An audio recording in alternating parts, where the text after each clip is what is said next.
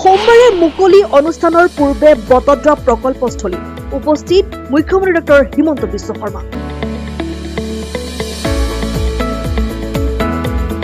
মহাপুৰুষ শ্ৰীমন্ত শংকৰদেৱৰ জন্মস্থানত নিৰ্মাণ হোৱা বটদ্ৰা প্ৰকল্প শুভ উদ্বোধন কৰিবলৈ কাইলৈ 29 ডিচেম্বৰত বটদ্ৰালৈ আহিব গৃহমন্ত্ৰী অমিত শ্বাহ।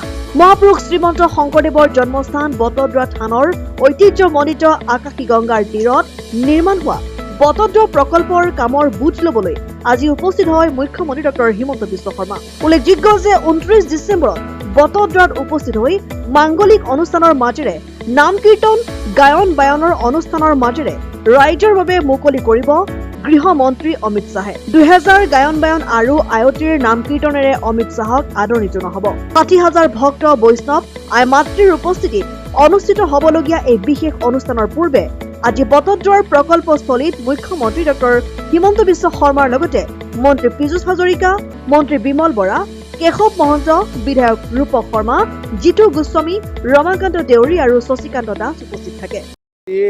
কেন্দ্ৰীয় গৃহমন্ত্ৰী ডাঙৰীয়া 11 বজাৰ আশে-পাশে গুৱাহাটীত অলপ কুঁৱলী আছে।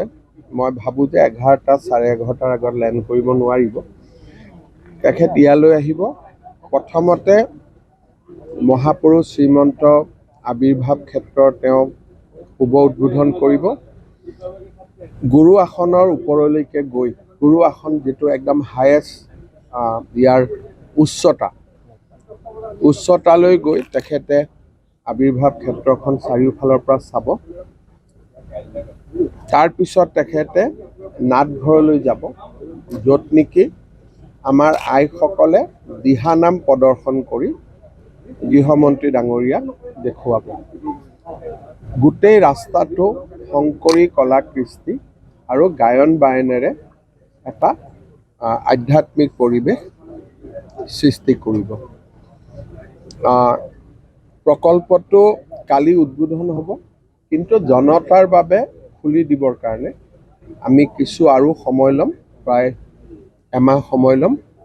আমি টাৰ্গেট কৰিছোঁ যে আমি 1 ফেব্ৰুৱাৰীৰ ভিতৰত আমি জনতাই আহিব পৰাকৈ খুলি দিম।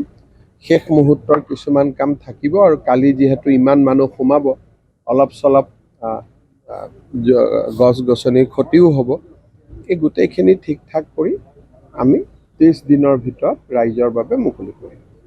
আৰু এই আবিৰ্ভাৱ ক্ষেত্ৰখন শংকৰদেৱ কলাক্ষেত্ৰই পৰিচালনা কৰিব। আমি পৰিচালনাৰ দায়িত্ব শ্ৰীমন্ত শংকৰদেৱ কলাক্ষেত্ৰ সমিতিক। স্যাৰ, এইসমূহ ঠাই আগতে বেলেগ প্ৰকল্প আছিল, আপোনালোকে মুকলি কৰি এখন বিশ্বমানৰ ক্ষেত্ৰ বনালে আৰু স্যাৰ বটদ্ৰাত আপোনালোকে news desk report and 24 Assam.